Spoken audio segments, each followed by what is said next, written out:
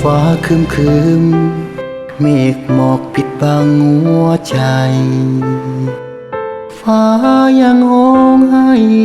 ไหลมาเป็นสายฝนมันหลั่งมันล้นออกมาเกินที่จะรับไว้มันท่วมหัวใจน้ำตาฟ้าไหลมาเป็นทางแต่ตอนนี้พอได้เป็นคนที่สำคัญพอเห็นหน้ากันหลบตาว่าอยากจะเห็นฝืนทนอยู่ไปเพื่อภัย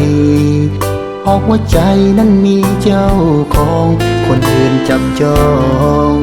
ทับกาไปแล้วหัวใจอยากเปลี่ยนความรัก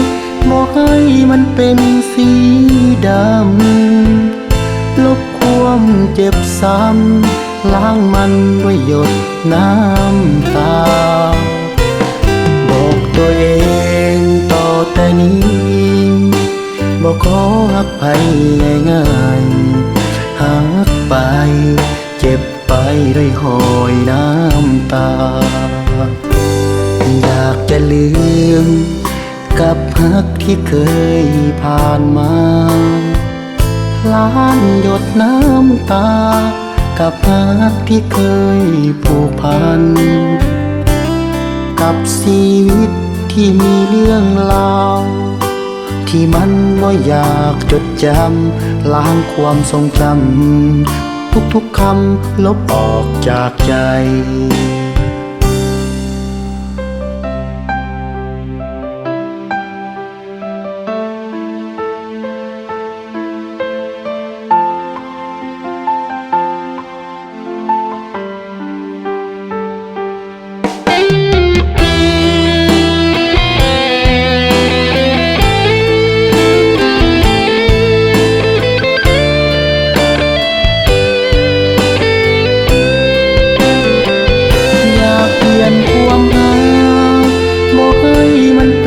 สีดำลบความเจ็บซ้ำล้างมันด้วยหยดน้ำตาบอกตัวเองต่อแต่นี้บอกขอหักไปง่ายๆหักไปเจ็บไปด้วยหอยน้ำตาอยากจะลืมกับหักที่เคยผ่านมาล้านหยดน้ำตากับหักที่เคยผูกพันกับชีวิตที่มีเรื่องราว